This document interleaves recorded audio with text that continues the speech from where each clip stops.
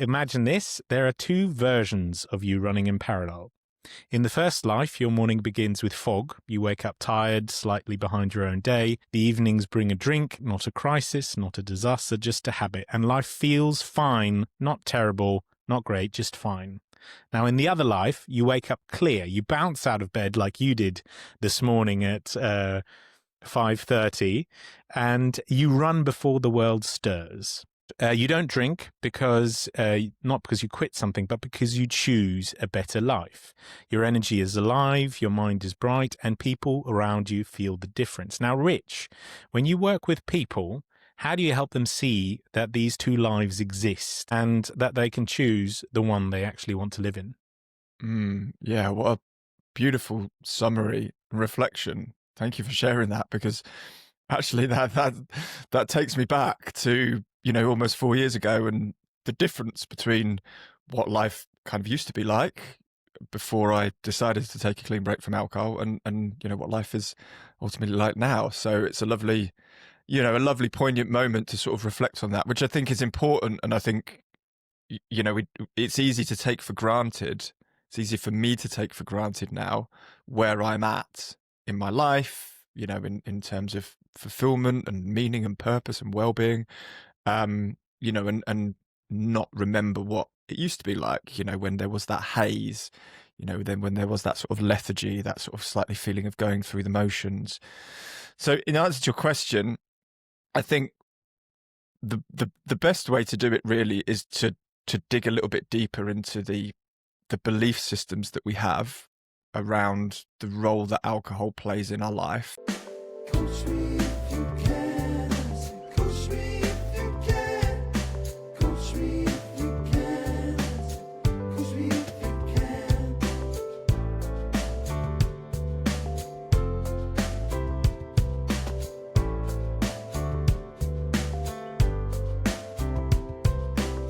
So, welcome everybody to Coach Me If You Can, the show where coaches coach me and by extension you. Today's episode is about alcohol and inversely clarity, energy and identity. And I think more than anything it's about the parallel lives that we all quietly run. So the lives we drift into and the life we're capable of choosing. And to guide us through that today, we're joined by someone who lives this work every day, Rich Casement. Rich is the founder of Clean Break, a coaching and lifestyle movement helping people rethink their relationship with alcohol, unlock energy, and build identity and purpose through clarity and movement. What mission are you on and why?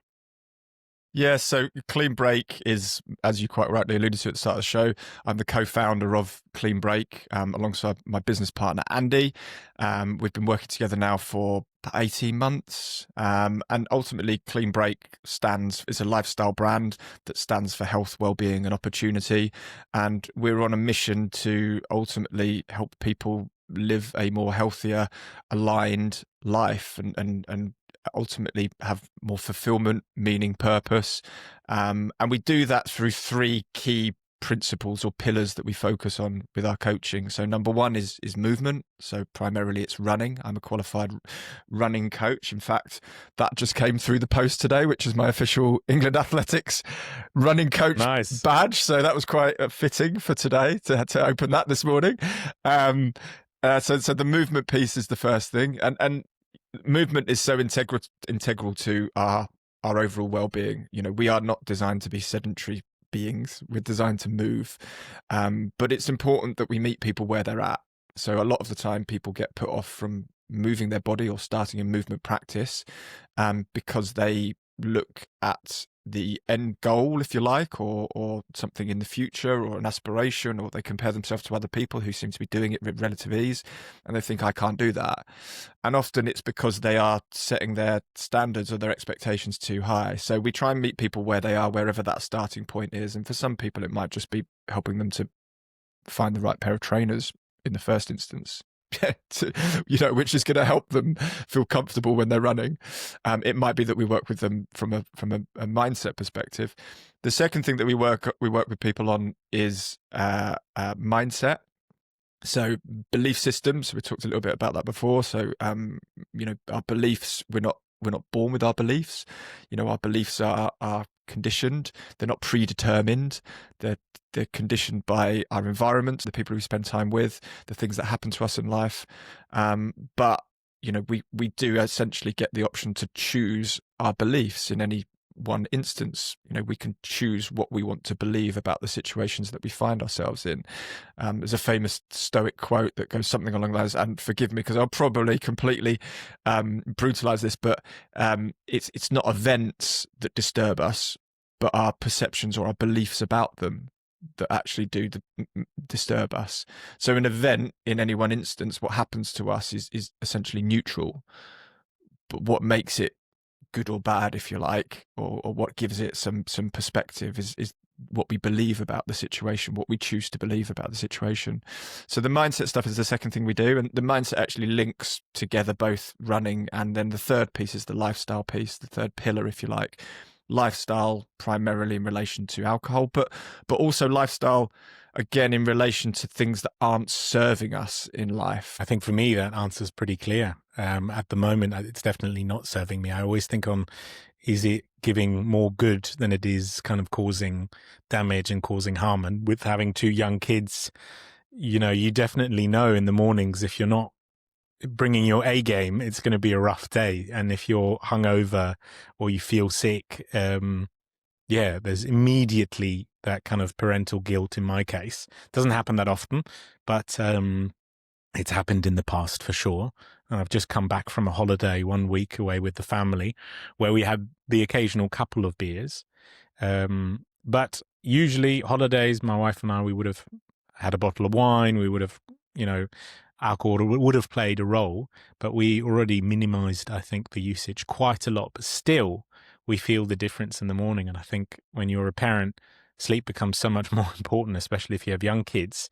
And I know for sure that my sleep quality, for instance, it just takes a plain nosedive off the corner. It's terrible. So clean break for me taking my clean break was not just a clean break from drinking alcohol. It was a clean break from a lifestyle that was no longer serving me. So a career that was successful for many years, that for most of it I enjoyed, paid well, but no longer aligned to my values. Environments that I found myself in, situations that I found myself in, behaviors that I had, habits that I had, beliefs that I had, values that I had, which essentially kind of no longer aligned with the person I wanted to be. And it wasn't that those values were always wrong. It's just that as we get older, we change, we evolve, we go through a new phase. So a lot of people refer to midlife as a crisis. I don't think it's a crisis, it's an opportunity. It's an opportunity for reinvention, for rediscovery, and it's a new phase of our life. And with a new phase comes the need for a new approach. And a lot of people don't change their approach to life when they get to the center part of life, if you like. Interesting. So movement, mindset, and Lifestyle. Cool. Okay. So you were here on one episode before, so we've got a quick fact or fiction round. We'll do this really quick fire because you've already been trained in episode 1. So we'll take 7 of these. We'll take 7 of these relatively quickly, and then I think we can dive into the coaching session. But maybe before we do that, we touch on those parallel lives for a second, or the 2 lives we can kind of choose from. So, fact or fiction, dear Rich, are you ready? I'm ready. Alcohol helps people relax. Broadly speaking, it's not true. That there is a little bit of truth in that, because when you first have a drink, it releases a chemical that essentially helps us relax. So that momentary feeling of relaxation, although the alcohol doesn't get into your system for about 5 to 10 minutes. So that first sip, when you go, that's not alcohol. That's just the fact you've got something that feels a bit grown up in your hand, something cold and fizzy. So, but alcohol does have a relaxing effect within the first 15, 20 minutes. But then the detrimental negative effects after that, prevent you from relaxing, and actually they have the polar opposite effect. They make you more on edge. It makes you more on edge.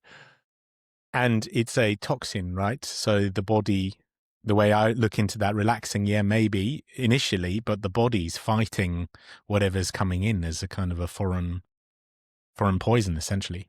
Yeah, I mean, alcohol is essentially ethanol. You know, we run airplanes on ethanol. It's not. We don't need it in our bodies. Our bodies don't need alcohol in them. Like there is no physiological benefit to alcohol as a drug, as a chemical. You know, that we don't get any physiological benefit from it. So there is an argument that there is some psychological benefit, you know, in relation to, you know, helping people feel a little bit more relaxed in social environments and things like that. But hopefully today we're going to maybe help you dispel some of those myths and see it slightly differently. You can be high performing and still drink regularly without consequence. Yeah, you can still be high performing. Like, don't get me wrong, there are successful people who drink alcohol. My wife's one of them. She's very successful. She's got a great job. Yeah, she's well paid. She's very good at it, and she still enjoys a drink, you know, and that's not a problem for her.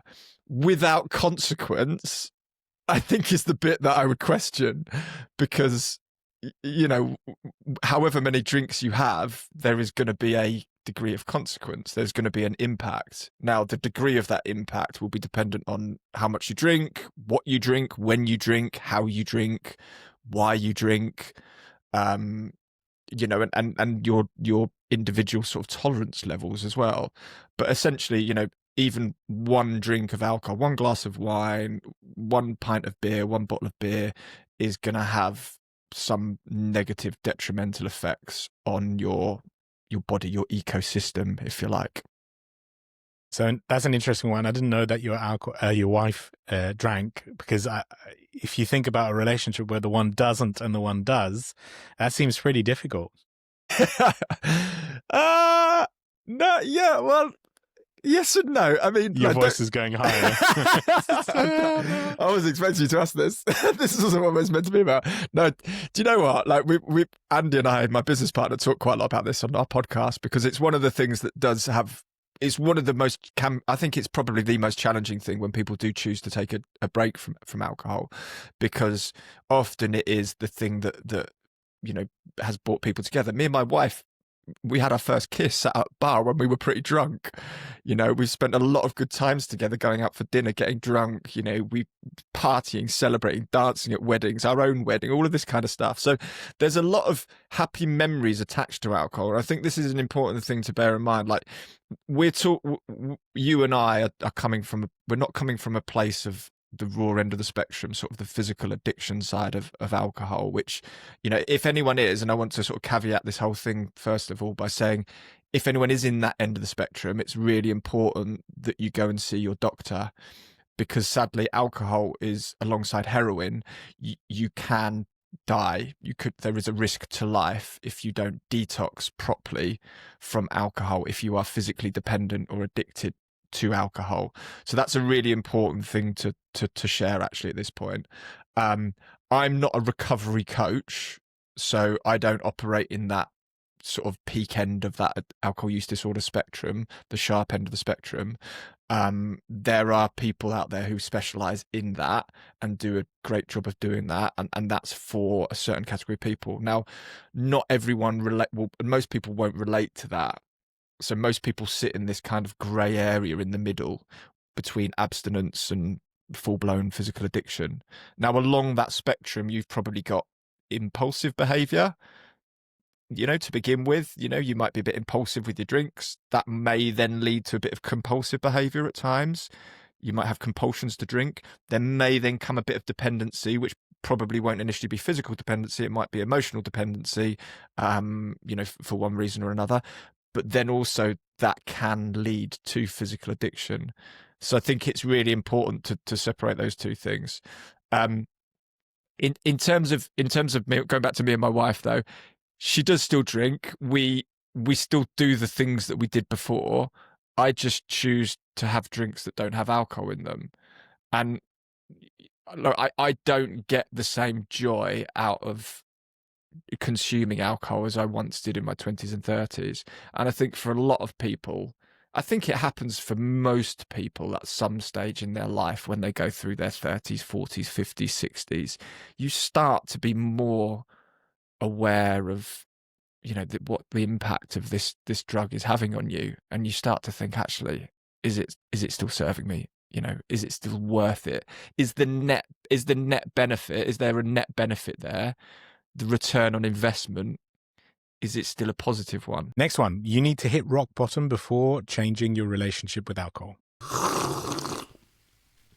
What's up, lovely people? Quick one from me. So I just wanted to say thank you for supporting the show. It means the world to me. If you're enjoying these episodes, here are 2 simple ways you can support the show moving forward. One would be to subscribe on whatever platform you enjoy these episodes on. That would be amazing. And the other one is I'm planning something special. I'm planning a newsletter once a week, 1.5 minutes to read.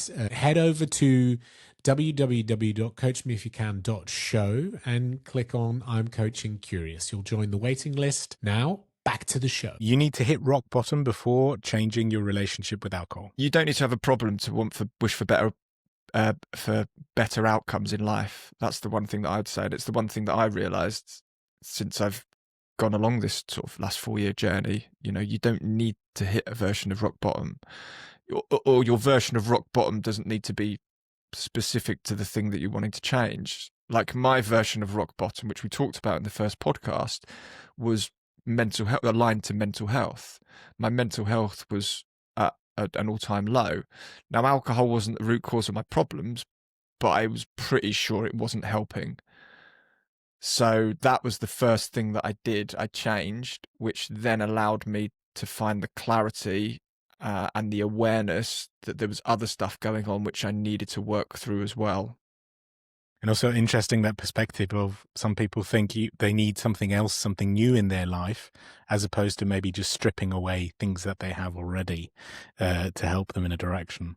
Well, we do that. We naturally do that, don't we? People want to make change, behavioural change, and you think you need to go out and listen to podcasts and buy self-help books and do this and do that and bring in, some kind of new course to help you learn. But the reality of it is, and this is, I go back to the concept of the statue of David, and when Michelangelo was creating the statue of David, this is amazing. How did you have the vision for this? He said, I didn't. I just chipped away at the things that I knew weren't meant to be there. And I think that's so true about us, that actually the truest version of ourselves is deep down inside us. But over time, we are conditioned to think that we need to behave or show up in a certain way because we're constantly striving for the acceptance of others. But actually, the only acceptance we need is the acceptance of ourselves. But we need to actually understand who the truest version of ourselves is. We need to strip all of that other stuff away, and that feels quite messy and uncomfortable. Getting rid of things that we've historically relied on, or been coping mechanisms, or belief systems, or values that we've held. Lovely. So, your social life collapses if you don't drink. No, your social life doesn't collapse. It changes. It changes a lot. Like, there's no denying that you will inevitably find that your social circle will change because alcohol makes boring things less boring. So for me, I don't want to go and sit in pubs or loud bars for hours on end, drinking a liquid, shouting over the top of loud music. Like, that's quite boring for me. And also it generally happens at a time when I'd rather be in bed. You mentioned about sleep. Sleep is so important. Recovery is so important, especially when you're trying to exercise as well, and especially when you've got kids. So I would much rather get up early, go for a run, go for a walk, have a coffee with someone in the morning or at lunchtime, or in the afternoon. I would much rather go for lunch with someone. I would much rather go out for an early dinner with someone and socialize that way. So my socializing has changed considerably. Now, if you still value the hedonistic, loud music, dancing around till 3 o'clock in the morning, lights flashing, discos, all of that kind of stuff, that's fine. Then you're probably not. You haven't probably reached the point where you're perhaps ready to make a change. That's fine. You can't force these things because you've ultimately got to want to make a change. You've got to be ready to make a change. And if you're not both those things, then I suppose it can also feel like our social lives would collapse if one stopped drinking. Because if I think back to when I stopped smoking, just sitting outside a restaurant, I thought, no, I can't do that. You know, as a non-smoker then, I always used to sit outside. I never, ever went to sit inside restaurants. I'd always sit outside so that you could have a cigarette. And I remember in the phase when I was quitting cold turkey, I remember thinking, like, how am I ever going to be able to sit outside? I mean, that kind of touches that social aspect of our lives. One might feel that that you'll never ever be able to sit outside a restaurant, or that you'll never ever be able to go to a party or a wedding because you're not going to be drinking, but that's not completely true.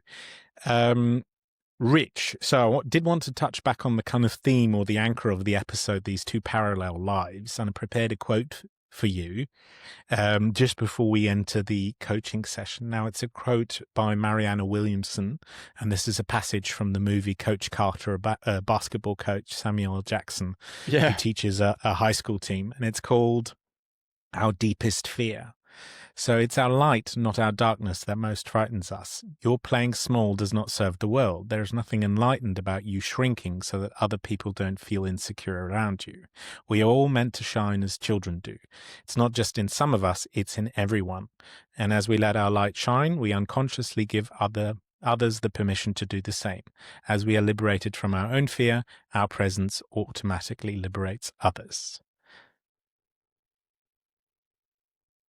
Now, when I think about this quote, I often imagine these two kind of parallel lives. It's the one that I'm living right now, and a parallel universe, another life where I don't drink and I've managed to become fit as a fiddle, where I'm kind of squeezing all the orange juice out of the orange in life. And it's motivating, this quote, but also scary, because I've been kind of maintaining this drinking alcohol, but in moderation, and I don't think it's really working for me. And if I now just imagine what would life be like for Peter, the dad of two, the husband, if I didn't drink, and if I could bounce out of bed in the morning and go for a run before the day's even started. So yeah, I just wanted to read you that quote to see what you think about it.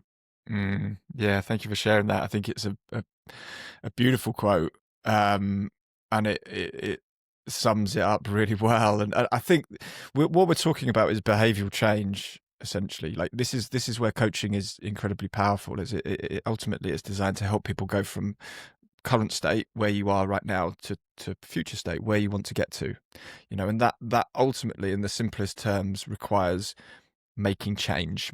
Behavioral, a change of behavior, change of actions, change of beliefs, however you want to look at it. Now, change is uncomfortable.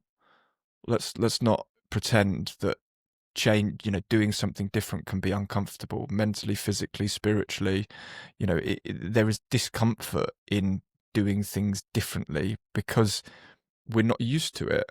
We go through life, kind of on that hamster wheel, that hedonic hamster wheel of just rinse and repeat without really ever stopping to question, is this serving me? Is what I'm doing the right thing to do? Could I be doing something better? Because ultimately, for a lot of us, these issues, these things that we want to change, aren't necessarily a problem. They're not necessarily as creating as enough pain for us to think about actually making a change.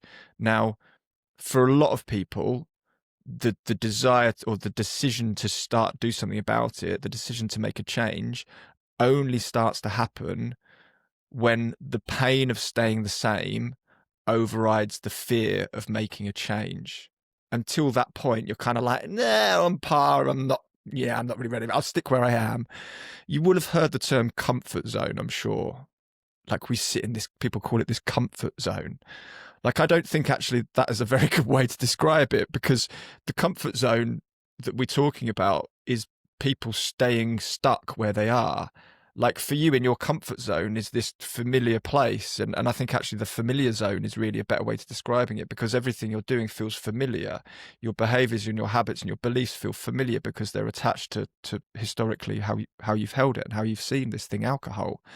So there's nothing comfortable about staying there, though. Let's face it. Am I right? For sure. So it's not a comfort zone, it's a familiar zone. And that's why we stay there, because it's familiar. It feels nice, it feels warm, it's easy, it's simple. To make change, what do we need to do? A lot of us know what we need to do. We generally know what we need to do. We're just not doing it. And that's the knowing doing gap. There's a big gap in the middle, isn't there? And what do we fill it with?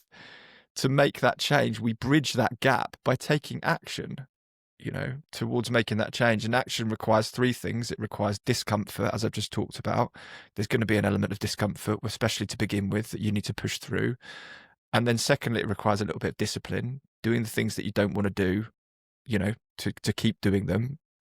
Better than motivation, because motivation is unreliable. It comes and goes. So trying to find discipline over motivation is a better way to do it. And then accountability. You need a bit of accountability, either to yourself or ideally to someone else, a coach, a partner, a friend, someone you're going to work through with it.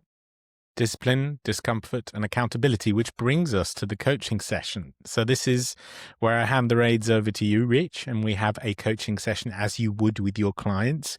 Now, just to inform the listeners, we are going to do a couple of these, and I hand the reins over to you, and then we close off the show maybe with a bit of a reflection and two specific questions for you. Beautiful. Well, the starting point for any coaching relationship, really, or coaching conversation, is for me to understand a little bit more, or for the listeners as well to understand a little, and for you to understand a little bit more, raise awareness of what it is you want to do, where you want to get to. Because I talked about that current state and future state, and ultimately the goal, the North Star, if you like, the place you're trying to get to, is so important. And we need clarity over that, because if we don't know where we're going, how do we know we're going to get there? You're not going to get in a taxi if you don't know where you're going, because you're just going to go around in circles. It's going to cost you a lot of money. So when it comes to alcohol, and we've talked a little bit about this previously separately, but just as a reminder, what is the goal? Where do you want to get to? So I think we touched upon it also with the quote. So I'm now at a phase where I'm quite clear that my life would be so much better if I just didn't drink. And I've tried moderation, sometimes successfully, some periods where I wouldn't drink for 6 months just to see how I could kind of deal with that. And I noticed the benefits, sleep, night and day difference. And where I am right now, I'm just stuck in this kind of constantly tired. Hamster wheel describes it very well. So there's family, there's work, there's a lot of sitting, there's not much feeling powerful, feeling refreshed, feeling energized. It's the opposite, really, feeling tired, unenergized, and just kind of, not powerful. So the feeling for me also plays a big role, because I connect the two, and it makes complete sense that you coach in both areas. I know that if I kind of don't drink, my chances of being able to get up in the morning and go for a run drastically change, because I'm more likely to have a good night's rest and actually feel better. And so that describes it at the moment. So I'd love to stop drinking alcohol, to test myself definitely over Christmas, because that historically has always played a role in all Christmas parties. And there is this thing in my mind, like a glass of champagne on Christmas would be really nice, but I want to try and just do without, and see how my sleep improves, and see if I can get a couple of runs in the mornings, which maybe other parents might resonate with. It's really difficult. People talk about the 5 a.m. club. If you've got 2 kids, you're part of the 5 a.m. club already. The 3 a.m. club, the 1 a.m. club. Yeah. So I'd love to get a bit more stability around health, taking care of myself. And historically, it's been all in on career. And I think now I want to more rebalance things. And to touch on what you mentioned later, it's kind of, I've come to this realization that that's one of the things I definitely want to see, what it's like to strip that away, alcohol, because it's definitely not serving me. A glass of wine with my wife on the couch we're professional chinchillas. So we love to sit on the couch, have a glass of red wine. We absolutely love it. We're very good at it. But moderation hasn't really worked. So before we know it, we're doing it multiple times a week. And sometimes we've had stretches where we just drink on the weekends, and that's fine. But I'd really like to be able to see what it looks like from the other side. So stepping into that other parallel universe for a while and experiencing that for a while, just seeing what Peter would be like without alcohol. And then I'm talking at least like half a year of just, I mean, I'd be interested to see what you think, but just a significant amount of time just to pause and reflect then and see, okay, where are we now? Yeah. When was the last time you took a break from drinking alcohol? Sorry. So if a break could be like 3 or 4 weeks, that was recently. And then I went on holiday and out of your comfort zone with 2 rugrats running around who you love, absolutely love, but then being in some foreign country in a hotel without your stuff. Yeah, we tucked into a beer. But before that, I think it was 4 weeks. And when my wife was pregnant, also a long time. And I think the longest stretch was like 6 or 7 months during the summer, just to prove myself a point that I could do that. And really quickly, you get used to it. But it's something it's very difficult to imagine when you're having a drink regularly. You almost can't imagine getting used to the other side, kind of. So you have had that sustained period of abstinence. So you've experienced what that feels like. So you know how good it is to have the clarity, the energy, the focus that comes with removing alcohol, not having that haze, that fuzz that you talked about earlier, that cloudiness of brain fog. So you've experienced that, and this is, I think, one of the key things is giving people the awareness and the knowledge and the understanding of what it's like to live a life alcohol free, find alcohol freedom, how good you can feel, for that period. And I think 6 months is a really good amount of time for people to aim for in that sense, because then you have got enough clarity and understanding, any physical dependency or any physical desire has gone past. You've kind of found a bit of a flow in it and you feel a bit more comfortable with it. You're probably starting to feel a bit more confidence showing up socially.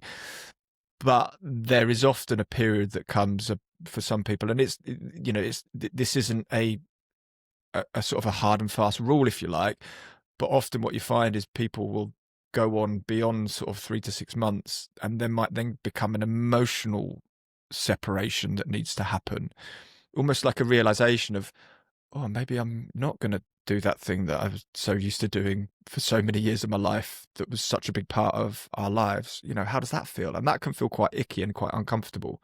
So there's kind of like this emotional sort of awareness and sobriety, if you like, that can come. Thank you for sharing that, by the way. It's really good really helpful to know that. And what's important as well in this process is we talked a little bit before about beliefs. So if you look at often the sort of the triggers, if you like, and the process that we go through when we talk about drinking alcohol and stopping drinking alcohol and actually behavioural change in general, often people sort of think about the outcome they want to achieve, and they think about the actions that they need to take to achieve that outcome.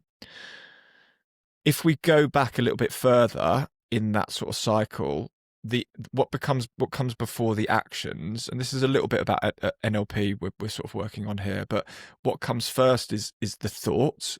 So we have, I don't know, anything between 60 and 80,000 thoughts a day, 80% of which are fairly negative. We have a negativity bias, and the vast majority of those thoughts are repeated. So what we thought yesterday, we're probably going to think today, we're probably going to think tomorrow as well. And most of that is negative. So this is why people have like to-do lists where things just stay on the to-do list and don't get done, and you just roll them over. That's a separate thing. So the thought, we can't necessarily control the thought. Okay, so the thoughts will come and go, but we can choose how we believe, what we believe about that thought, and we can ask ourselves the question, what could be a more helpful thought to have? So having awareness of where those thoughts come as a trigger, if you like, to having a drink. So you might be in a situation, in an environment, in a restaurant, and your initial thought might be, oh, I really fancy a glass of wine with my steak. So firstly, yeah, it's exactly Power combo. So this is one of those things, you know, you talked about the cigarette outside the restaurant. You know, these are situations that we find ourselves in where we, you know, where we align, you know, our beliefs to where we've been. You know, we've been in these situations before, and you know, we're creatures of comfort and creatures of habit, and our past experience has told us that the reward comes from having a drink, and it makes us feel good. Now, the thought might be that you want to have a drink of wine with your steak. So it's awareness of that thought coming in initially is really important. So being aware of that thought to then be able to ask yourself the question, what could be a more helpful thought to have? Okay, right. I'm aware that this is one of those situations where I might want to have a drink, but actually a more helpful thought would be, I'm going to have an alcohol-free beer instead. Now, to help you do that, we need to help you change your belief about the role that alcohol plays. So we're going to come on to something in a second. If we can change the belief that we have about the thought, we can change how we feel. Okay, so if we believe something different, what we believe tends to dictate how we feel. So if we believe that we need a glass of wine to go with the steak to make it the best experience, we're going to feel like if we don't have that red wine, like we're missing out. Right? Right. If we feel like that, we're more likely to take the action that we don't want to do, i.e. have a glass of red wine, which then leads us to the outcome that we don't want. Now, if we change the action, yes, we're kind of tackling the problem, we're getting a better outcome. But if we haven't gone back and we haven't changed the belief systems, we're not going to change how we feel. And so the chances are at some point we're going to go back in that loop because we're still going to believe that alcohol has a positive role to play in our lives, because we're still going to feel like we're missing out. Which is possibly why you've looped back after 6 months in the past, because you still have some beliefs around the perceived benefit of alcohol in your life and how it makes you feel. Does that make sense? Yeah, it does. And two situations come to mind. One would be relaxing with my wife on the couch, but it just goes with it, a glass of red wine, relaxing. And the other one would be Christmas, you know, celebration, a moment of celebration. It's almost hardwired to have a drink nowadays. So those would be two moments. Like I might be missing out on Christmas celebrations if everybody else is tucking into to champagne or champoepel, as we sometimes say in Dutch. And the other one is just relaxing on the couch. That is best done with a glass of very good red wine. But after a hard day, we have to have earned it. You know, so those are two thoughts probably that, or two beliefs that might need tweaking. So let's get into that a little bit then. So the thoughts, the beliefs, the feelings, that kind of stuff. So this is we call it kind of like the scales of perception, if you like. So it's been referred to as a few different things in the past, but I like to call it the scales of perception. So what we're going to do is take you through this exercise, and I'm going to ask you to describe a little bit about your thoughts around alcohol. So just humour me here and think that this looks, broadly speaking, like some set of scales. So the first thing that I'm going to ask you to do, and I'm going to write this for you.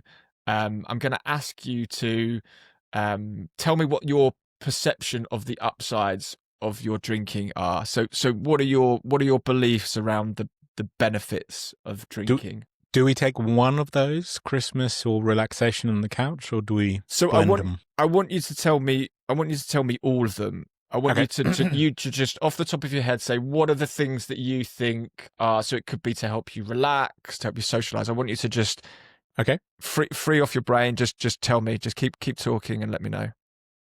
So quality time, relaxation, kind of moments that matter. I'd say celebration, sharing. There's a communal kind of aspect of that. after a hard day, you've kind of deserved a glass of wine. You kind of look back. My wife and I often then look back at the day or the week that we've had and that kind of a thing. Yeah, and wine tastes very good. Good wine. And a beer can be really refreshing, after a hard day's work, just sitting down and having a beer with a mate. That could be another one.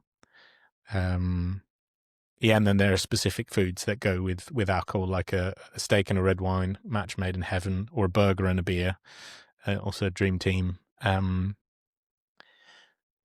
Let's see. Yeah, and kind of some moments of sunshine in the summer, like a really good sunshine, a glass of rosé or a white wine, and maybe some Spanish paella. Those are kind of things that go together in my mind. And we had relaxation, we had a celebration. Yeah, and sometimes it puts you into a kind of a fun state. You get tipsy, you get giggly, and you might have fun. No, that's a bit, yeah. So quality time, you're talking about quality time. Is that I'm assuming quality time with others, with sharing that with my other wife, people? yeah. Okay. That was specific to the glass of red wine. Okay. So relaxation. So there's an element of you feel there's some relaxation that comes with it. Yeah, same. Moments that matter. So I suppose that is similar to quality time, really, isn't it? With your wife. So should we perhaps we'll put those together.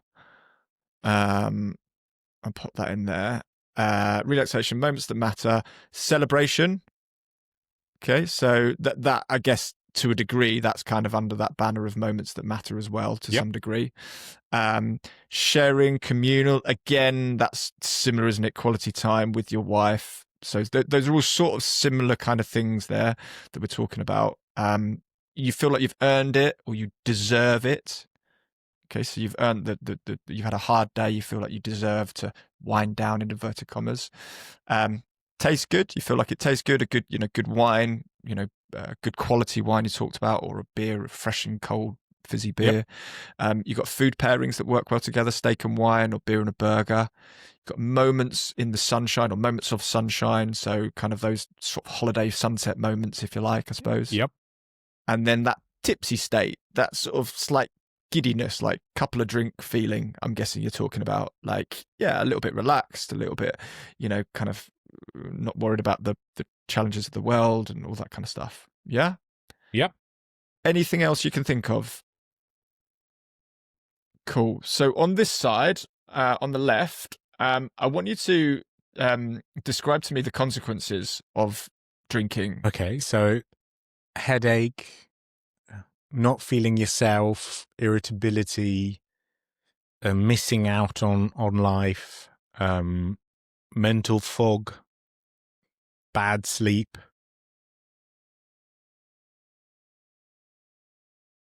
Touching back to that parallel universe thing, you're not getting the best out of life or out of what you can be. It's not good for you, so sometimes you can feel pretty sick to the stomach if you've been to a birthday party or drink maybe more than you should have. It's not good for your body. So my body's quite sensitive to things, so I can definitely notice the impact of drinking on it. This can be my skin, my gums, these kind of things, my stomach. Yeah, I mentioned irritability.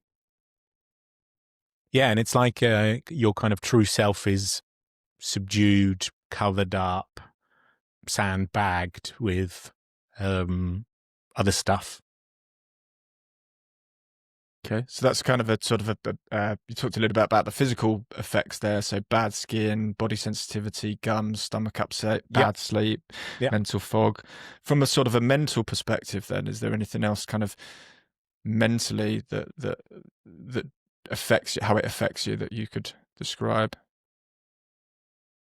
Sometimes with parenting, there's guilt, because you have these two absolutely wonderful children, and if you're then not feeling at your best, maybe if you've gone to a birthday party the previous night, you're maybe not out of bed at 9 o'clock at the playground or walking in the park and enjoying everything. You're more like surviving the day.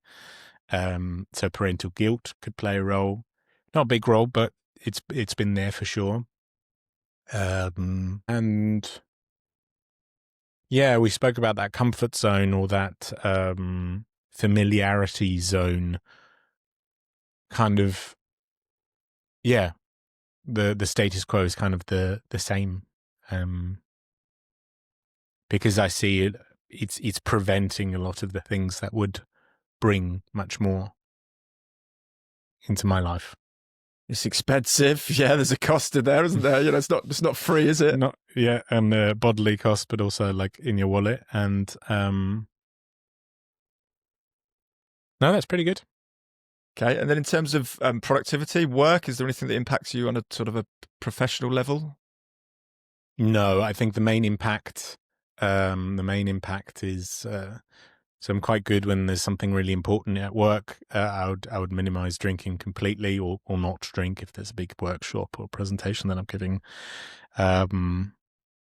No, so not so much there. It's mainly on it's preventing me getting all the orange juice out of the orange of life, if that makes sense. Like I've kind of plateaued, and instead of adding new things to my life, I'm wondering what my life would be like if I stripped away alcohol.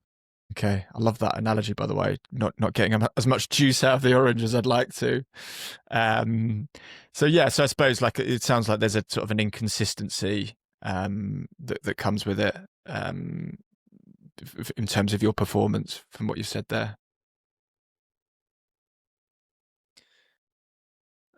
So next step, what are the upsides of changing your behavior? So what's the benefit? What are the benefits of not drinking? Confidence, better sleep. I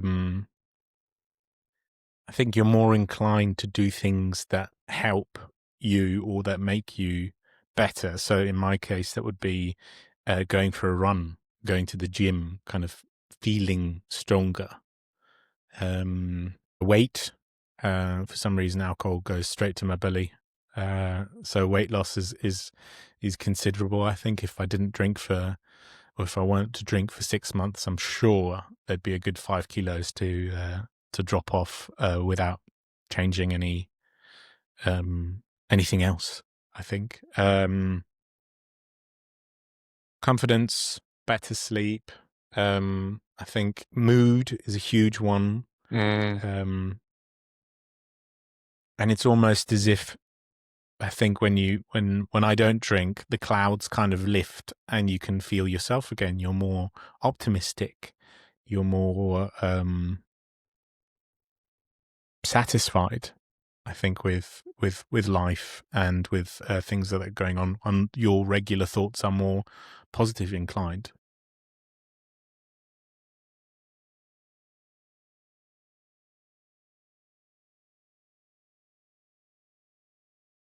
Yeah, and the inverse of a lot of the things we mentioned. So better skin, your gut doesn't play up as much. A lot of those kind of physical ailments kind of, I think, disappear. I think alcohol is quite the if there is a flame, it's the kerosene over the flame, in terms of how my body reacts to it. So just to sort of recap then, in terms of the benefits, so confidence, better sleep, more inclined to do things that make you feel better. So like, for example, exercise, got the weight loss element in there, mood, the clouds tend to lift, your overall mood is improved, more optimistic, perhaps a little bit more ambition in there, or self-confidence as well, more satisfied with things. That's probably relating to sort of the balance of the natural dopamine levels as well. So you're more grateful for the smaller things in life because you notice them more positive thoughts. And then obviously the inverse of all of the sort of the negatives above that we talked about. Anything else at all that we can add to that list? You can be proud. I've had moments in the past where I've then done the difficult thing, saying, no, I'm not going to have a drink. And I was really proud of that. So that. And yeah, it's an awesome feeling if you're able to get up early and go for a run before the day's even started. You feel one up. You feel like you've got the cheat code, and you're doing something that the rest don't. And Yeah, those Cheat big co- ones. The cheat code. I love that. The cheat code. Yeah. I mean, let's be honest. If we could bottle all of these things or put them into a pill Oh, and man. sell them, like you'd make a fortune, wouldn't you? Let's Yeah, face yeah. it. It's bonkers. And the reality of it is, it's free. All you need to do for these things is just to change a behavior. It's a choice, making a choice not to consume a substance. And yes, of course, that there is at the broad end of the spectrum. Of course, I always caveat it and say there's some people where, that physical dependence is so bad that they're not able to make that conscious choice. But for the most of us in this middle lane area, this grey area, if you like, where we're not in that physical addiction, it is ultimately a choice. It's a decision. Do we choose to drink the alcohol or not? Like, I wouldn't. This is a very heavy wooden block with sharp edges. It's actually a medal that I got from a run that I did in the summer, and it's quite heavy, and it's got very sharp edges. Now I know that if I hit my head with this block, with the corner of this block, it would really hurt. So I'm not going to do it. The thing is, we know all of these things, the effect of drinking alcohol, but yet we still make that choice, don't we? We still make that decision. What's showing up for you when you look at this image, Peter? I mean, the negative lists, it was easier to rattle down the negatives. Maybe when I've ruminated over alcohol, I've often ruminated over the negative aspects more so than the positive aspects. So the positive I kind of noticed are more kind of macro, big events, Christmas, relaxing on the couch, and the negatives are really kind of detailed. What it's doing to my body. I kind of noticed that theme of it's, in my case, kind of damaging my body. And also in a very kind of macro sense, not being myself, not getting the best out of life, that kind of an aspect. So the negatives were outweigh the positives for sure. And how does that make you think about or view alcohol? How does that make you think about, the choices that you make? I mean, there's a minor bit of irritation because it's yet again kind of evidence, something that I kind of know for a long time. But also, yeah, there's a tiny bit of irritation there that it's again evidence, that it would be a good time to try something different. Yeah, and again, it's sort of the awareness and the reinforcement of the awareness that we require to make change. Because when we talk about making behavioural change, there's a few different types of models, if you like, but one model in particular starts with what's called pre-contemplation. So you're not aware of the problem, you're not aware of the behaviour and the negative effects of it, so you're not even thinking about it. The next stage beyond pre-contemplation is classed as contemplation. You start to contemplate your behaviour. You start to contemplate whether it's positive. You start to contemplate a bit more about the detrimental effects. You start to contemplate about whether there's an alternative way of living, or there's an alternative option, behaviour to choose.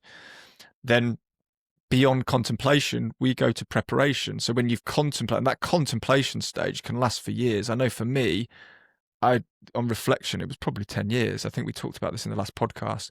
I contemplated not drinking alcohol at different levels for probably about 10 years before I made the decision to stop. And we've all been there. I'm never drinking again. Oh yeah, on a Sunday sure. morning when you've got a headache, yeah. and then by sort of 6 p.m. and the kids have torn the house apart, and you're just getting dinner on the table, and you think, yeah, do you know what? I feel all right. I'm going to have a drink. It'll help me sleep. It'll make me feel better. So we've all been there, and we've said those things before. But the contemplation stage can last for a long time. Now, the next stage of contemplation is preparation. Start to prepare yourself to make a change. And within the preparation stage, again, it can last for a long time. But it's really important that we raise our awareness and our understanding of what's going on in the background. That we are aware of the challenges that we're facing, that we're aware of the downsides of continuing the behaviour.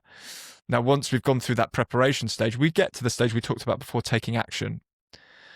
And the great thing about the action of deciding to take a break from alcohol is that it's although for some people it can seem very hard, it is in fact fairly straightforward. It's just a simple choice, and you're not even choosing to do something, to add something.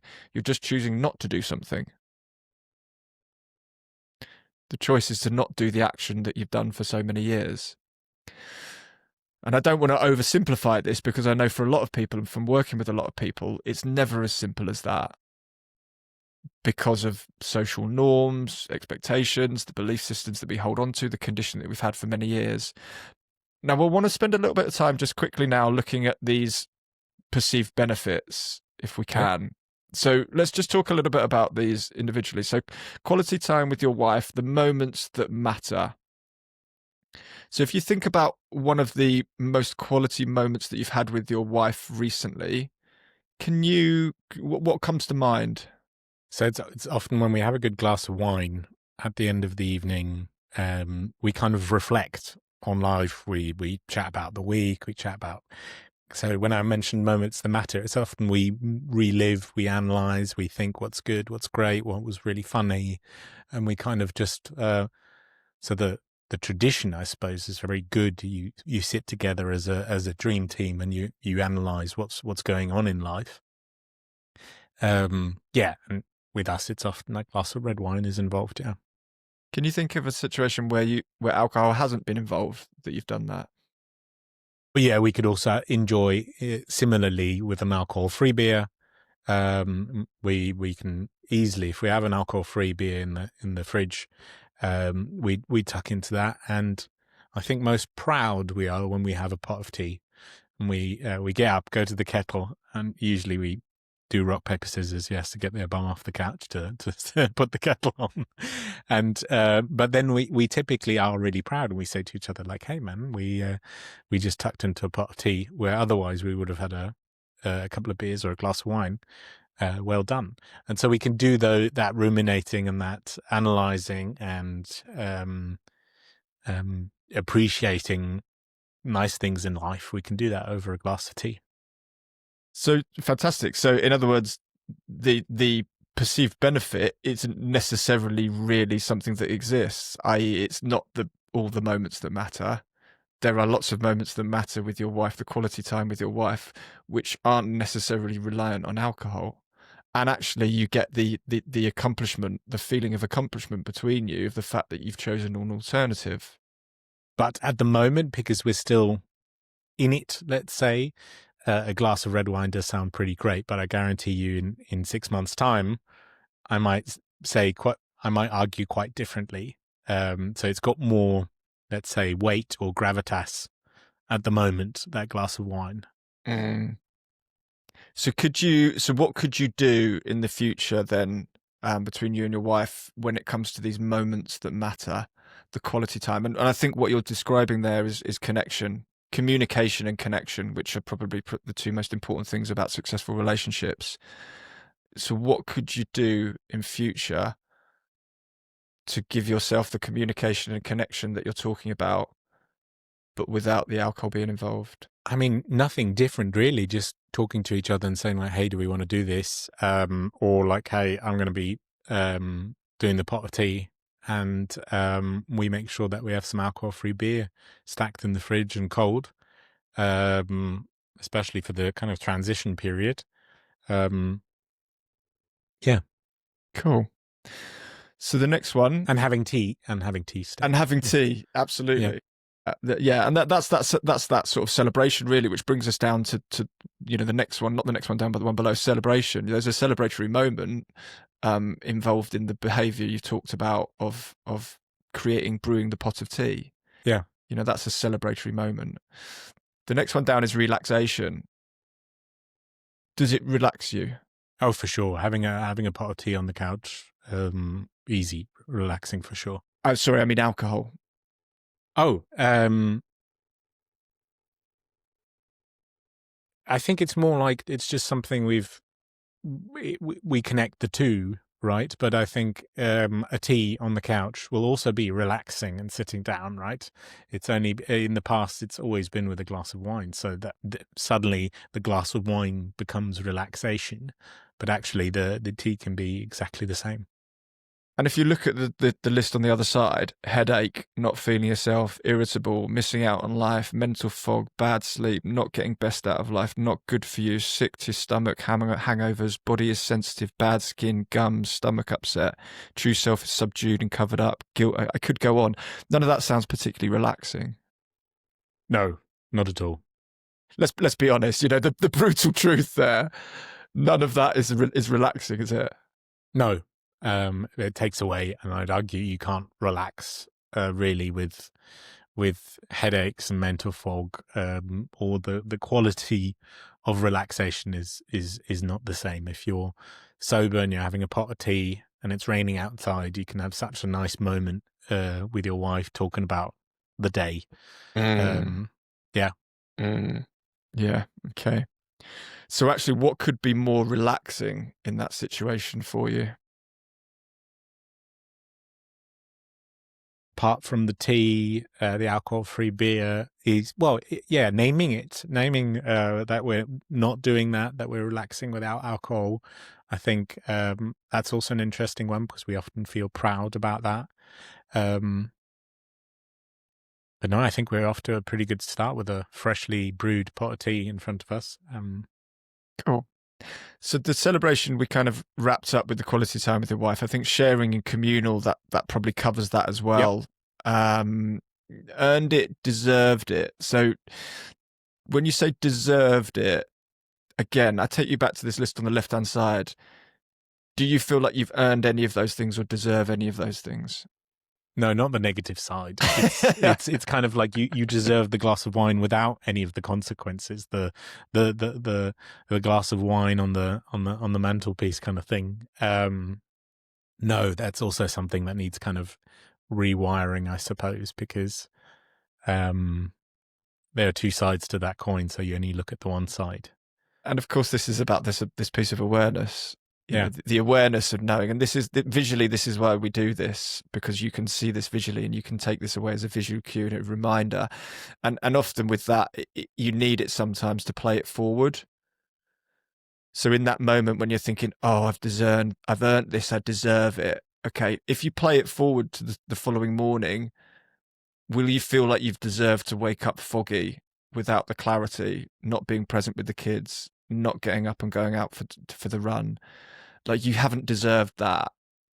So there's this element of kind of delayed gratification that we sort of need to apply to it, if you like, and think, actually, what's more important to me? Is it right here, right now, having that quick fix of, the dopamine, which essentially comes, the anticipation of having the drink, the thing that we perceive to be that relaxing us and helping us and that we've earned? Or is actually what I'm going to do with the kids on Saturday morning, being calm and relaxed and being clear-headed and getting out for a run, is that more important to me? Yeah. And it's funny because it's almost, it's unfair, because that's best answered once you've had a period of abstinence and you just don't, then it's almost like you've demystified it. You understand what you're like without it. So answering these things while you're still in the trenches and drinking is really, really difficult. It is. Yeah. There's no denying that. It is really difficult. And this is why this process often doesn't just happen like that overnight, where people will go round that loop of pre-contemplation, contemplation, preparation, action. They'll go through that loop on average probably 5 or 6 times before coming out to sort of what we class as maintenance, so making it stick. And this goes back to what I said before. It's about changing the belief systems, because if we just carry on taking the action to get the different outcomes, if we haven't changed the belief that we hold, and bear in mind, as I said before, we get to choose our belief, they're not predetermined. The belief that alcohol helps us relax isn't something that you were born with. It's something that you've learned, and that the narrative that you've told yourself. So the next one, tastes good. And I appreciate that we're probably running out a little bit of time here, but tastes good. So I want to take you back to days before you drank alcohol. Probably you're a teenager, 15, 16 maybe. Thinking back to before you taste the first taste of alcohol. Do you remember that first time you sampled alcohol? Funny, huh? No, yeah. Like I think most kids to try a beer or something, just spit it out immediately. Like, no, thank you. That's not nice, right? Did it taste good? No. So something that tastes good once you're used to it, maybe the acquired taste kind of thing. But it's also on its own now, looking at it, yeah, it tastes good. But if there aren't any alternatives, if there's just picture maybe connecting it to with the next one, like a paella in the summer. Yeah, beer would taste good. But if there's an ice cold kombucha, we recently dived down the rabbit hole of making our own kombucha. So if we have something like that in a nice glass, right, I'd probably grab that because I know it does me good and it's good for me. And if you dress it up and you put it in one of those old Great Gatsby champagne glasses, I think they're called champagne flutes or something. Yeah, then I'd probably grab that, right? And that moment in the sunshine becomes so much cooler. So it's also having an alternative kind of right next to it. Yeah, absolutely. And look, it's about having the options, and we have far more options now than we ever did before. You know, gone are the days where you might get a bottle of Beck's Blue or a Caliber or something like that, which wasn't particularly good, or you might just have to have like lime and soda or a Coke. You know, that doesn't feel grown up. That doesn't feel sophisticated. There's loads of great alcohol-free options now available globally, internationally. So the alternatives... Restaurants even have tea pairings now and kombucha pairings, like the Michelin star restaurants. They have those alternatives, tea pairings to a 9-course meal and kombucha pairings. And when you're sat in these situations, we talked about this setting, these environments that we find ourselves in, where we associate the combination of having a drink with the setting or having a cigarette with the setting. And people will sometimes refer to this as a craving. You get a craving for alcohol. What you're craving isn't alcohol. What you're craving is something that you've described earlier in this call. You're craving a feeling. You're craving the feeling that you associate to that environment, to that setting. Now, alcohol, as we've sort of picked apart here on the left-hand side of this scales, isn't going to give you in the medium to long term that feeling. That feeling you can get from something completely else. So the feeling is either going to be something like connection. I'm wanting to feel joy. I'm wanting to feel excitement. I'm wanting to feel relaxation. I'm wanting to feel proud. I'm wanting to feel satisfied. You're craving a feeling. Now, what's important in this moment when you get these cravings in inverted commas is to stop and firstly be aware of them and notice them. And secondly, to put some space between that stimulus, that feeling, and how you respond to it or how you react. And that space between that stimulus and response is where that opportunity for growth lies. It's Viktor Frankl talked about it in Man's Search for Meaning. You know, creating more space between stimulus and response gives us more opportunity for growth.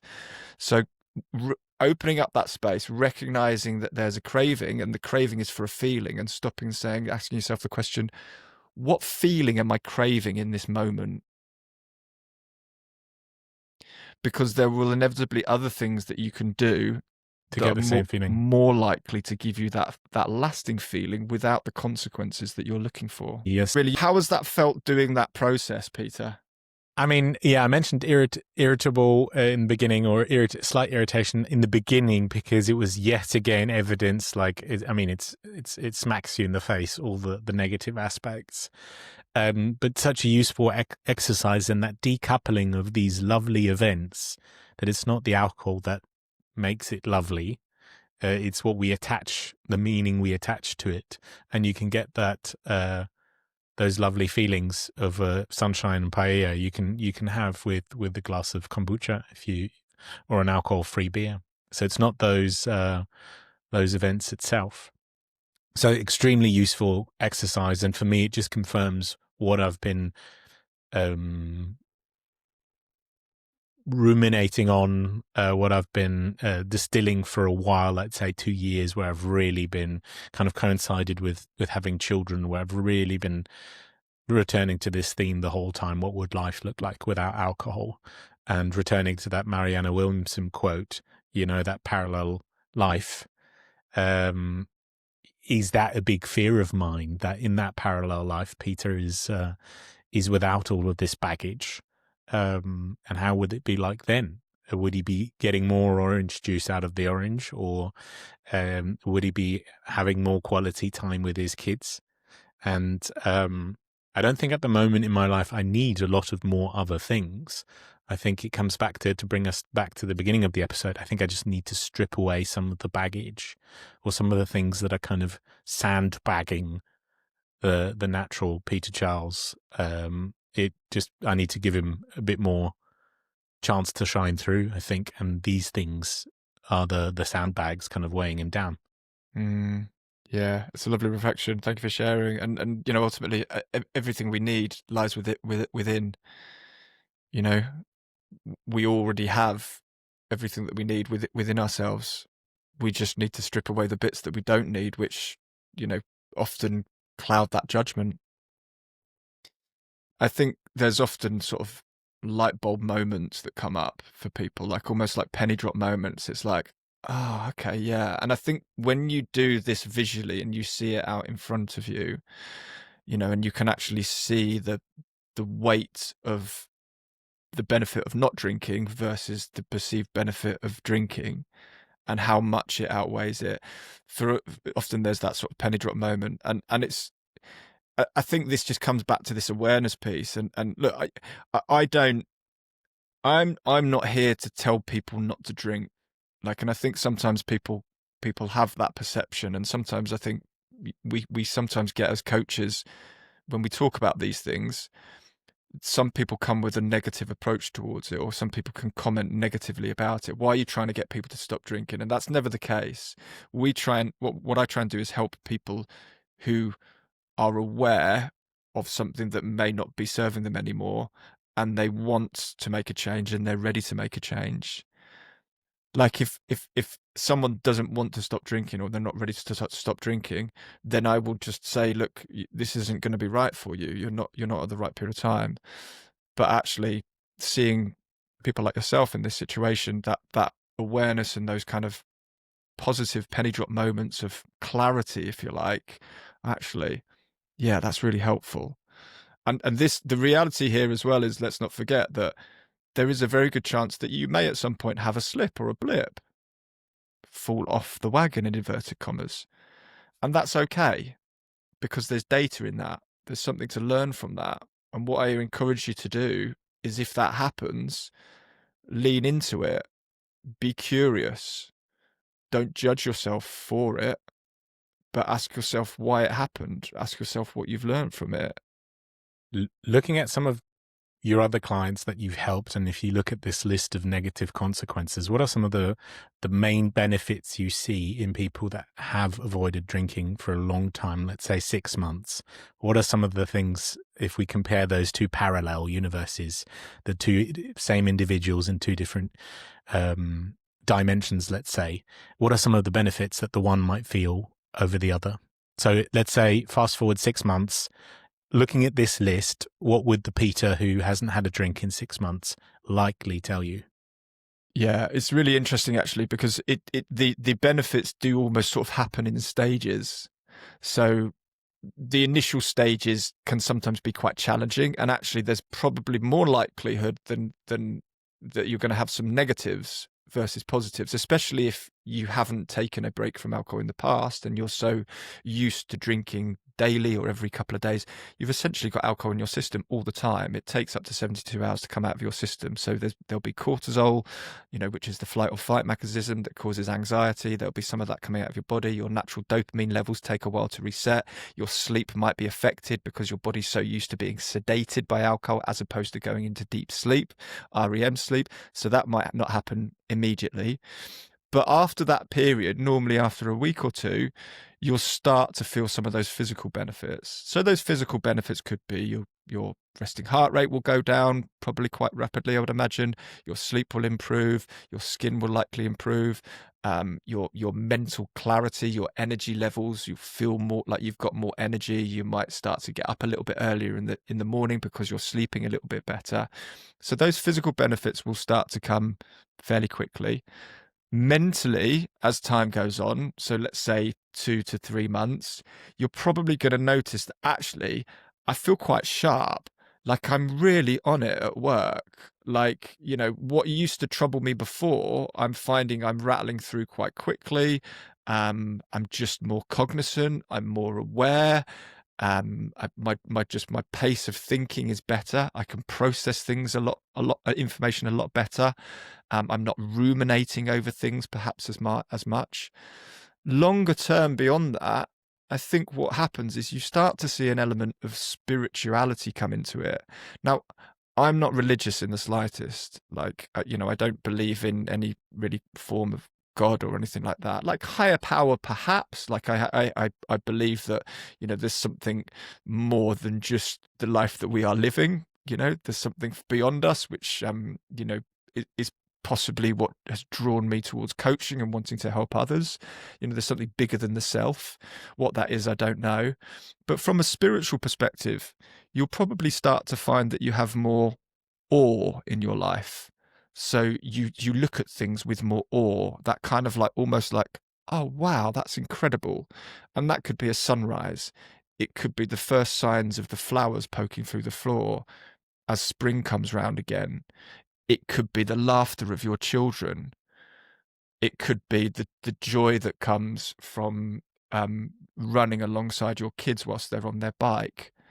And it's likely to be the really little things here that you're going to pick up on that bring this sense of awe and joy and meaning and purpose and fulfillment and a deeper sense of, do you know what? Actually, there is something bigger than myself that's out there. And perhaps I have been putting myself first a little bit. And by adopting this kind of almost like knee-jerk behavior of reaching for something which we think is going to relax us, is going to calm us, is going to help us, is going to make us more confident, actually we recognize that we don't need that anymore. So you'll probably find that you have more ambition. You probably find that you have more self-confidence. You probably find that you're calmer, you're more consistent. You show up better for not just yourself, but for your family, your friends, your colleagues around you. So that those are the type of things that perhaps with time you'll start to feel. And what I actually encourage you to do, there's a couple of things that I want you to do, in fact, Peter. There's a bit of homework, if that's all right. That's right. First one, and it's really straightforward, and it's something that I'd like you to do as consistently as you can. It might not be that you find you're doing it every day, but if you can, great. I'd just like you to write down 3 things every day that you're grateful for. I don't know if you already have done that before in the past. And no, these new habits, I'm not very good at sticking to them, but doing audio notes and stuff like that is right up my alley at the moment. So I think that would also be interesting to do for the podcast. So I'll record audio, just a quick message with 3, maybe send them to my wife on WhatsApp, 3 things I'm grateful for. Well, it could be something that you both do to each other. Mm. Or maybe you do it at the dinner table in the evening. What are 3 things you're grateful for? If it's something that you won't be able to do, writing it down, but try and stack it on a habit. So, try and do it make a habit of doing it whilst you're making your tea in the morning. Okay, first thing, right, what am I grateful for today that happened yesterday? And the smaller the better. Mm. Don't be writing down, I'm grateful for the heated seats in my car. Well, you could be grateful for that, but we're not thinking about I'm grateful for the fact that we're going on holiday, or I'm grateful for the bonus I got, or the fact that I bought a new car. The things that you want to be grateful for, we're looking for here, are the really, really simple small things. Because when we can start to see the small things in life that we've already got, that we're grateful for, it starts to remove that sense of wanting to get somewhere else, to future casting. Everyone's trying to get somewhere else, but actually we forget to just be in the moment. I love it. Thank you for that. I'm definitely going to do that. So for everybody listening, Rich is going to be back for a couple of episodes. So today we dove down into alcohol. And I think in the next episodes, we might touch base again to see how I'm doing here, because I did say I wanted to stop alcohol definitely over Christmas, because it's and beyond that, ideally. So I'd love to do 6 months and then have this conversation again with you just to reflect back. but you'll be back for other episodes where we'll talk about maybe alcohol a little bit and running. Running, yes. We haven't talked about running, have we? Sadly. We haven't talked about running, but we have to leave the listeners wanting more. So we'll talk about running in the next one. But just because we're out of time, 2 questions for you, Rich. Maybe ties into the thing you just said. One would be the parting challenge. So something that you'd like to leave the listeners with, something very achievable that they could try and do within the week. Yeah, absolutely. I think just noticing. I think we don't spend enough time noticing what's around us. You know, the opposite of addiction is not sobriety. A lot of people make that mistake, you know, and when I talk about addiction, it doesn't necessarily have to be to something like alcohol or other drugs. You know, it could be to doom scrolling on your phone. It could be to gambling. It could be to sugar.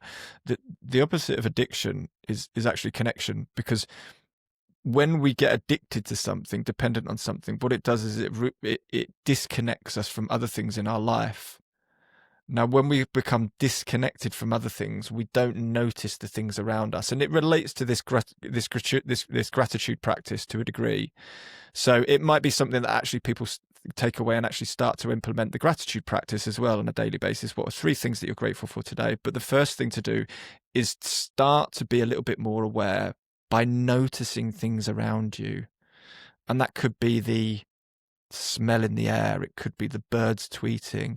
It could be the way that your wife's hair kind of goes across her forehead, for example. It could be the feeling of those bed sheets when you've just changed the covers, the duvet cover on the bed, and how does that feel when you get in? Just notice these little things, because I think we've just got into this world where we just don't notice the small things anymore. And maybe the last question, the billboard question. So just imagine the listeners on their way to work every day and they pass Rich Casement's Take a Clean Break billboard. What does it say? Or what's the picture of? It's your billboard. You decide. That's a great question.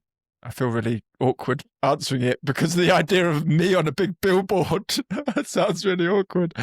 A bit embarrassed by that and a bit shy. Well, you don't need to be on the billboard. It could be your text, a quote from you on the billboard or someone else's, or it could be an image or...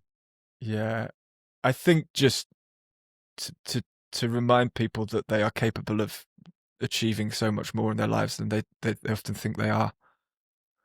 I think a lot of us, what holds back a lot of people is a sense of self-doubt and a sense of fear, fear of the unknown. But life is a big experiment, you know, and the nature of an experiment is that we don't know the outcome. If we know the outcome, it's no longer an experiment. So treat it as an experiment. Don't worry about the outcome.